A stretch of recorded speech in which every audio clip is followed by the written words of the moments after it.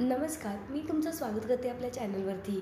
आज आपण छत्रपती शिवाजी महाराज जयंतीनिमित्त मराठी निबंध पाहणार आहोत। चला तर मग आपण व्हिडिओला सुरुवात करूया। शिवरायांचा जन्म फाल्गुन वद्य तृतीया शके 1551 या दिवशी म्हणजेच 19 फेब्रुवारी 1630 रोजी राजमाता जिजाऊंच्या पोटी जुन्नर तालुक्यातील शिवनेरी गडावर झाला। त्यांच्या वडिलांचे नाव शहाजीराजे भोसले तर आईचे नाव जिजाबाई भोसले असे होते। शहाजीराजे हे त्या काळी सरदार म्हणून कार्यरत होते। शिवरायांचे बालपण हे अतिसंस्कारित असे घडले। बालपणाची सर्व वर्षे ही नीतिमत्ता, राज्यव्यवस्था, युद्धकला, गनिमी-कावा आणि घोडेस्वारी शिकण्यात गेली।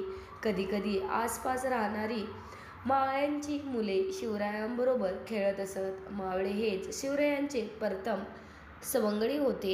माता जिजाऊ रामायण, महाभारत तसेच इतर भारतीय महापुरुषांच्या कथा बाल शिवाजींना सांगत असत। त्यातूनच मग पराक्रम आणि प्रजादक्षता असे गुण लहानपणीच शिवरायांच्या अंगी बाणवले गेले। शहाजीराजे सतत मोहिमांवर असत, पण वेळ मिळाल्यास ते शिवरायांना वाचन, युद्धकला, घोडेबाजी शिकवत असत। सुसंस्कार, शिक्षण, युद्धशास्त्र, राजकारण, न्यायशास्त्र, प्रजाहित, दक्ष राज्यकारभार यात शिवराय तरबेज झाले। शिवरायांना स्वराज्य निर्मिती करता आली ती म्हणजे मावळे आणि योग्य साथीदारांच्या सोबतीने। प्रत्येक प्रसंगात मावळे जिकरीने पुढे आले आणि शिवरायांसाठी पर्यायाने स्वराज्यासाठी प्राणाचे मोल चुकवले। तानाजी मालुसरे, बाजीप्रभू देशपांडे, प्रतापराव गुजर व मुरारबाजी हे शूरवीर तर स्वराज्याच्या स्वप्नासाठी धारातीर्थी पडले। इसवी सन 1674 मध्ये शिवरायांचा राज्याभिषेक करण्यात आला। आता संपूर्ण महाराष्ट्रातील रयतेला राजा छत्रपती मिळाला होता।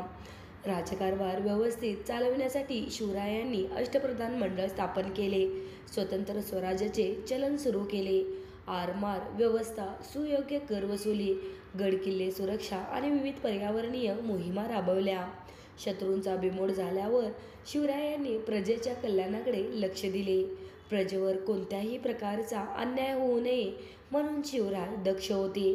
त्यांच्या राज्यात न्याय मिळत होता, अपराध्यांना शासन होत होते। शिवाजीराजे असताना त्यांच्या पाठीमागे छत्रपती शिवाजी महाराज घडविण्यात शिवराय आणि राजमाता जिजाऊ यांना यश आले होते। तसेच स्वराज्याच्या शाखा संपूर्ण दक्षिण भारतात पसरविण्यात छत्रपती शिवाजीराजे सफल झाले होते। आता परकीय सत्तांनी शिवरायांचे स्वराज्य अस्तित्व मान्य केले होते। छत्रपती शिवाजी महाराजांची गाथा आणि पराक्रम सर्वत्र दुमदुमत होता। अखेर रायगडावर 3 एप्रिल 1680 रोजी अशा नरवीर युग पुरुषाची प्राणज्योत मावळली।